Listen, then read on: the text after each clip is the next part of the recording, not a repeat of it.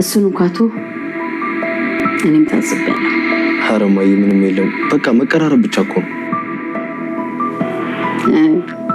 ይሁን ችግር የለውም። ብቻ ለእናንተ ብለን ነው። እሺ ናታን፣ ስንት ነገር አለ መሰለኝ።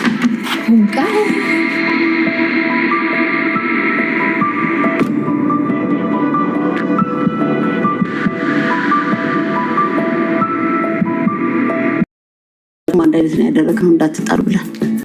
ኧረ እማዬ ምን ጸብ ነው? ይሁን ከደሬ ጋር አወራችሁ እንዴ? አዎ አውርተናል እማዬ። ምን አወራችሁ? አይ ከዳጣ ጋር ምናምን ብሎ ነው ያወራኝ። ያው ግን እውነቱን ነግሬዋለሁ። ምን አልከው? አይ ምንም፣ የፈራው ነገር መቼም እንደማይሆን እርግጠኛ ነህ?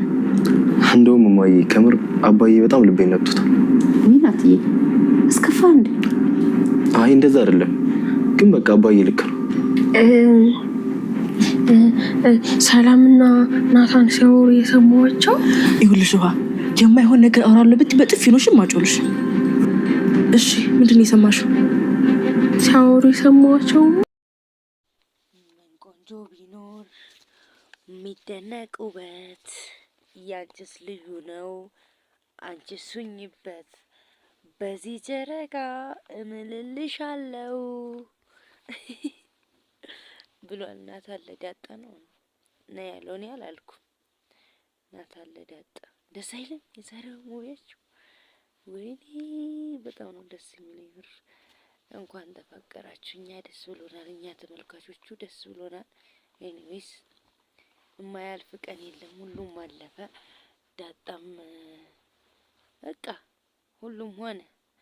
አርጁን ቢንገላታ አብዬ አልቀበልም ብላ እሱ ግን አለም አንዳንዴ አንዱ የሚያብድባት፣ አንዱ የሚስቅባት፣ አንዱ በችግር የሚሰቃይባት ምናምን ነው። ሁሉም የራሱ የሆነ ውጣ ውረዱ አላቸው እና ደግሞ በዛ መካከልም ያልፋል። ችግሮች ሁሉ እንደ አብረውን አያረጁም፣ አብረውን አይኖሩም፣ ይቀያየራሉ። እንግዲህ ተመልካቾቻችን በባለፈው ሳምንት እንደተመለከታችሁት አቶ ደረጀ የለፈለፋትን የቀባጠራትን የቋጡን የምናምኑን ሁሉ ወይዘሪት አቢጌል ልቅምቅም አድርጋ ሪከርድ አድርጋ ነበረ። እንግዲህ እየሰማች ነበረ። እንግዲህ በዛሬው ክፍል አቶ ደረጀ ትንሽ ነገሮች ሁሉ ይወጡበታል ብለን ነበረ፣ ግን እንዳሰብነው እንደጠበቅነው አልሆነም።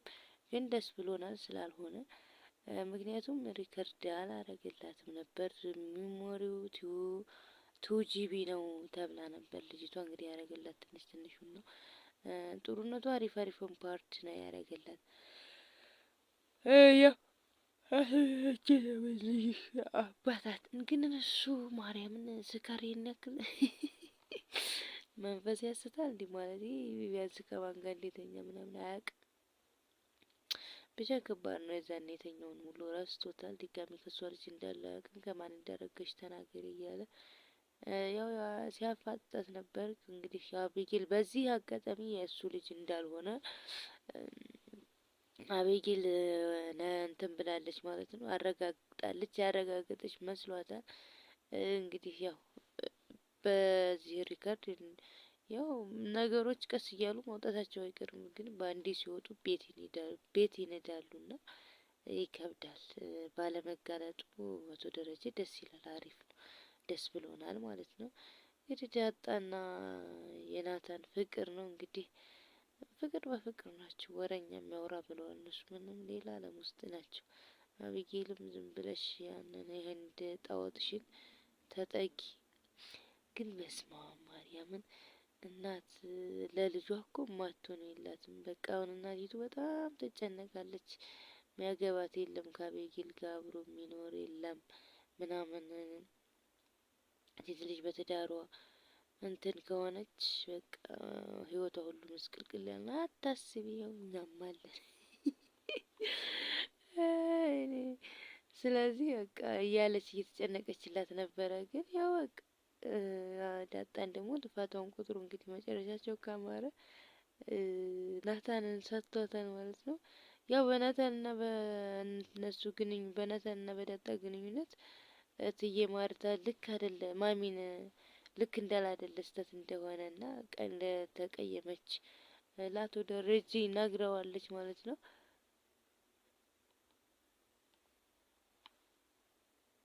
ያው አቶ ደረጀም እንግዲህ አክሰብት አድርጎ ናታንን ለመጠየቅ ሞክሯል። ናታን ሲጠየቅ ኧረ ወፍ ብሎ ሽምጥጥ ነው ያደረገው።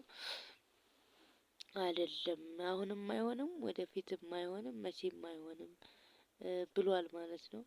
ስለዚህ በቃ ማለት ያው ሴትዮዋ አይዋጥላትም፣ አይታዋለች ግን አይዋጥላትም። በቃ እንደዛ ከሆነ ይሁን ማለት ብዙ ስለ ትዳር ምክሮችን ምናምን መክሮታል። ሴት ልጅ ምን እንደሚያስፈልጋት፣ ወንድ ልጅ ምን ማድረግ እንዳለበት ተነግሮታል ማለት ነው። እሺ ብቻ እንደዛ ተደርጓል። እትዬ ማርታ ግን አሁን ይሄ ቅናት ያስመስልብሻል እውነት። ምክንያቱም ያንቺ ልጅ እሱን ብታገባ ደስ ብሎሽ ነበረ። እሷ ግን እሱ እሷን ስለመረጠ እንዴት ለምን ቅር ይልሻል? በእርግጥ አይነው አንቺ የምታስቡ ያደራ ልጆች ናቸው፣ ግን መበላሸት የለባቸውም። አቢጌልን ሲያገባ ሳይበላሽም ወይ ማለት ከአቢጌል ጋር ፍቅር ሲጀምሩ አይበላሽም ወይ? እንደውም አሪፍ ነው። እችኛዋ እንደውም ክላስ የላትም ምናምን ከፍቅር እንትን አትልም ማለት ያን ያክልም ብቻ ሁለቱንም ነው ማሰብም ቅናትም ያለበት ነው የሚመስለው እትዬ ማርታ ተቃውሞ ማለት ነው። እንግዲህ ናታን ደግሞ ዛሬ ክላሱ ገብቶ እያንጎራጎረ ነው የሚባለው፣ እያንጎራጎረ ነበረ ማለት ስለ ዳጣ ሸሚዙን አውልቆ ማንም ቢያወራ እሱ ምንም አልመሰለውም። በቃ አያስነቃም ሲጀመር እና እየዘፈነላት ነበረ በሸሚዙ። እንግዲህ በዚያ መካከል እትዬ ማርታ ዘውከች ብለው እያናገሩት ነበር። ደር ያገኘው ወይ ሲሉት፣ አዎ አወራችሁ? አዎ ምን አወራችሁ? እንትን አወራን። ይሄ ምንድነው ስሙ? ስለ ዳጣ ምናምን አወራኝ። ያው ግን መቼም እንደማይሆን ነግሬዋለሁ ምናምን አላት። ስለዚህ በቃ እሷ ያው እኛም ታዝበናል ምናምን፣ አረ ምንም አይፈጠርም እያላት ነበረ። ግን ደግሞ በቃ ያው እንደተፈጠረ እሷ ነቅታለች ማለት ዳጣ ደግሞ በዛ መሀል ዘው ብላለች። እንግዲህ በቃ